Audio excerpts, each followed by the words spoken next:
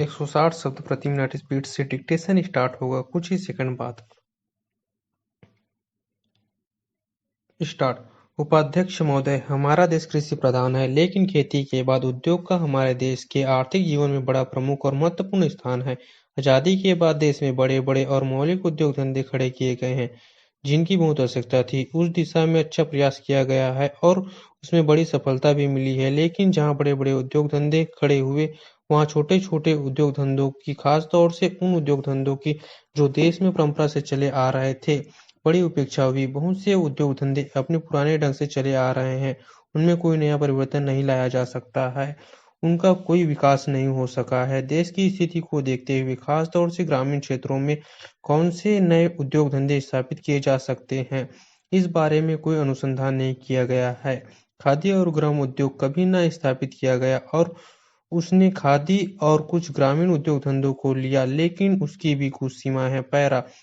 बहुत से उद्योग धंधे ऐसे हैं जिनको प्रोत्साहन दिया जाना चाहिए था, लेकिन प्रोत्साहन देना तो दूर रहा, ऐसी नीति अपनाई गई कि उनके काम में बाधा पैदा हुई और उनमें से बहुत से टूट गए। इसका परिणाम यह हुआ है कि एक तरफ तो हमने दिखाने के लिए बड़े बड़े कल कारखाने खड़े किए, लेकिन दूसरी तरफ बेकारों की संख्या बढ़ती गई। आज वह समस्या एक भीषण रूप में हमारे सामने आई है।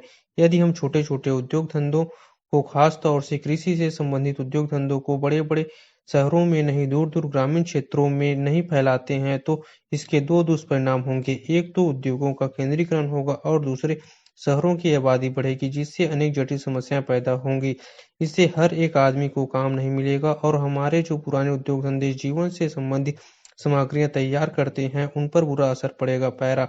लेकिन सरकार की ऐसी नीति रही है कि उनमें से बहुत से उद्योग धंधे समाप्त होते जा रहे हैं, जिसका नतीजा यह है कि इस उद्योग में लगे हुए आदमी बेकार हो रहे हैं। मैं चाहूंगा कि सरकार ऐसे उद्योग धंधों को अधिक से अधिक प्रोत्साहन देने का प्रयत्न करे। पैरा। मजदूर क्षेत्रों में केंद्रीय श्रम मंत्री ने इस कथन का स्वागत किया जाएगा कि सरकार श्रम सम्मेलन और स्थायी श्रम समिति के सम्मुख इस आशय का एक प्रस्ताव रखने जा रही है कि उद्योगों में मजदूरों को भी हिस्सेदार बनाया जाए। भारत एक लोकतांत्रिक समाजवादी देश है।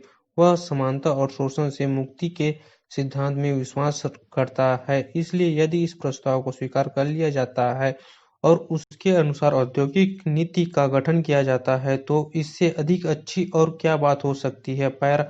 जहां तक औद्योगिक प्रबंध में मजदूरों के भाग की बात है, सन 1947 में सरकार ने यह कानून बनाया था कि जिन कारखानों में आवश्यक समझा जाए, वहां श्रम समितियां बनाई जाए।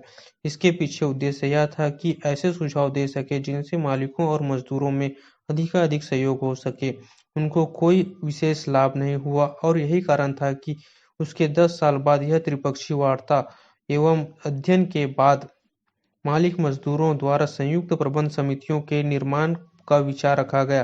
केंद्र और राज्य की सरकार द्वारा इस विचार के प्रचार के बावजूद यह विचार जड़ नहीं पकड़ पाया। यद्यपि उनका कार्यक्षेत्र निर्धारित कर दिया गया था, किंतु राष्ट्रीय श्रम आयोग इस परिणाम पर पहुंचा कि जहां ये समितियां कायम की गई, वहां उद्देश्य पूर्ति में कोई सफलता नहीं मिली। स्वयं श्रम मंत्री ने यह प्रकट किया कि केवल 35 सरकारी उद्योगों में इस प्रकार की संयुक्त प्रबंध समितियां कायम हो सकी और उनका काम बहुत निराशाजनक रहा। औद्योगिक लोकतंत्र की दिशा में वह एक कदम था, परंतु वह आगे न बढ़ सका। पैरा। अब पुनः कुछ दिन पूर्व श्रम मंत्री ने घोषणा की थी कि सरकार ने उद्योगों के प्रबंध में मजदूरों को शामिल करने का निश्चय किया है और इसके लिए प्रशासन सुधार आयोग की सिफारिश के अनुसार कारखाने के निदेशकों में से एक मजदूरों का प्रतिनिधि रखेगा। अब उन्होंने श्रम मंत्रालय के बजट अनुदान पर हुई बहस का जवाब देते हुए न केवल यह बात दोहराई है, अपितु यह संकेत भी दिया है कि उद्योगों में मजदूरों की हिस्सेदारी की योजना भी सरकार के दिमाग में है।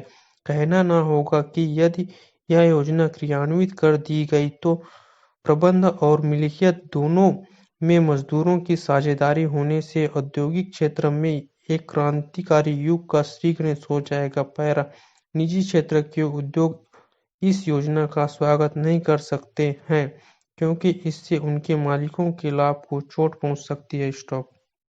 डेली इसी तरह के न्यू डिक्टेशन पाने के लिए इस चैनल को लाइक शेयर एंड सब्सक्राइब करना ना भूलें। Thanks for watching.